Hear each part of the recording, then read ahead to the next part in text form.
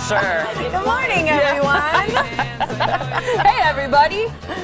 All right, well, just announced yesterday, the Violent Femmes are kicking off Summerfest, so we had a little song this morning for you. Blister in the sun, yeah. Yeah, all right, but first up this morning, we're going to teach you how to downsize and gain time for yourself and reduce your debt. How about that? We're going to do all that in 7 minutes. You got it. I love it. Barbara Singer is here. She's an award-winning author and life reinvention coach. It's such a blast to have you back on the show. Thank you for being here. Let's talk first just a little bit about your background, because you wrote this book, Living Without Reservations, and your life went through quite a transformation. Well, I was living in Orlando, big house, big job, child in private school, doing the commute. I had a commission sales job, which is the worst, and I just knew that I couldn't maintain this lifestyle for the rest of my life. So lots of big life changes, a divorce, I met someone new, he died of a heart attack, my child went away out of state to college, and I just said, you know what, this is a chance for me to do something totally different. So I went on this crazy trip around the world and ended up at a winery in Italy. And found love there. And found love. And we're going to meet him today. We've never had him on the show today, but Giuseppe is actually here in our studio. He's a winemaker, and his family has this 3-generation family a winery in Tuscany. There you guys are. I love that picture of you guys too. So I took the story, which was actually my journal, and turned it into a book. And so now I live most of the year in Italy, so I've adopted a European lifestyle, and it's incredibly different in the amount of consumerism. So that's what we're going to talk about today. I love that. I think, you know, when we talk about those items, the downsizing, the gaining time for yourself, the reducing your debt, people are going to say, well, that's great that she did that, but I could never do that. I have this, and this in the way. But you had those things in the way too. So let's kind of break some of those barriers down of why those are important to you. What downsizing is incredibly freeing. I was very extreme, but I never thought that it would make such a big difference in how the quality of my life. But you can't imagine how much time it takes to manage all your stuff. Busyness is a trick of the ego. It makes you feel important, and you're very busy, so you're doing all these things, but you're not actually productive. You're just active. So you're kind of like a ping pong ball, just bouncing off of everything. At the end of the day, whew, I was so busy. But what did you really accomplish, and where was the joy? Right. I love that. You're active, but not productive. That's an interesting thing to say. And when it comes to downsizing, I mean, when you think of getting rid of possessions, I mean, you got rid of your car, you got rid of your house, you got rid of all your accounts. You basically consolidated, right? I have 3 monthly bills now. Health insurance, a cell phone, and a very small storage unit. So I was extreme. I liquidated all my possessions. I rented out my home. In Europe, you don't really need a car because there's great public transportation. But I went from spending about $5,000 a month to living on $1,000 a month. And the quality of my life has gone up tremendously. I think so many people are afraid of those things, and they want to say like so many, you know, I hear having that conversation with people and them saying, well, that sounds irresponsible. You know, or you know what I mean? I feel like you're going to get a lot of those kinds of comments and excuses why someone can't do that. And what about your college-age daughter? Did she think it was irresponsible? I mean, seriously. Yeah, in the beginning, she was like, have you lost your mind? Right, that's what everyone would say. So a couple of ways to start quickly, though, are to use everything that you have on hand. We store way too many things. So use everything in the freezer, the pantry, the attic, the basement, in the bathroom. Move everything, use everything that you have. Things expire. So we overstock, and then we end up throwing things away because we never use them.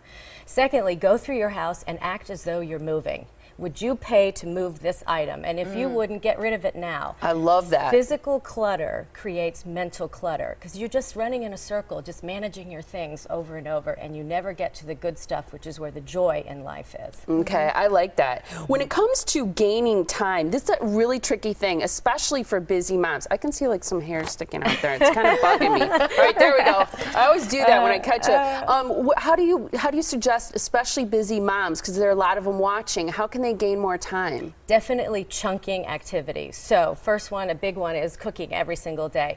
Rather than cooking a meal, make a pot of chili for 3 meals and freeze the others and pull it out of the freezer. So you're only cooking once or twice a week, but you've got meals stashed away. Add a salad and a fresh veggie and push, you're done. Laundry, push. I love that. And Push it on the table and you're done. Another great one is laundry. Don't do laundry every day or even every week. Do it every other week. Buy socks and underwear for everybody to last that time. Everybody's got 14 shirts and 7 pairs of pants. And when you do laundry, make an event of it. Do it load after load. Put it all away. Stack it all up. And what's left in the drawers after 2 weeks, get rid of it. You're not going to wear it anyway. I like It's a good way to filter through what you're actually using and what you're not, because we all do have those leftover socks, the leftover undergarments, things that we just don't really use, but we feel like we don't want to get rid of it. Exactly. Why does debt weigh us down so much? Because you've already had the joy, but you did it without having the money. So now you owe for joy that you've already gotten.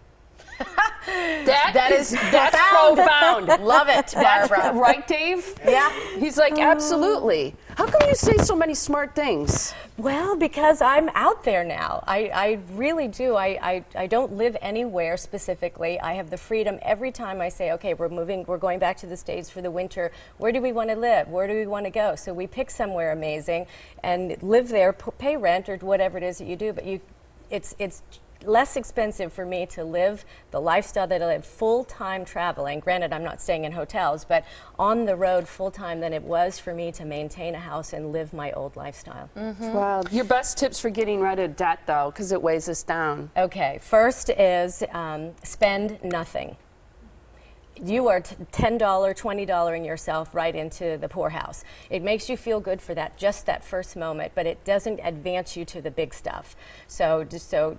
It's just $20 to go to the movies. It's just $10 to buy this lipstick. And it makes you feel good for the moment, but you're still left without the money. So you're not really advancing. The number one biggest thing is change your housing situation. If you're in a big home and you have spare bedrooms, rent your bedrooms. You can get $500 a month and take that new money. So if you have 2 extra bedrooms, that's $1,000 a month. Take that and put it directly toward your debt. Never commingle the money because it just disappears if you put it in the bank. Right. And if you're renting, get out of a small rental and get in a bigger home and live with somebody else, especially if you're a struggling single parent. Wouldn't it be great to have another set of hands just with getting school kids ready and making meals and cleaning?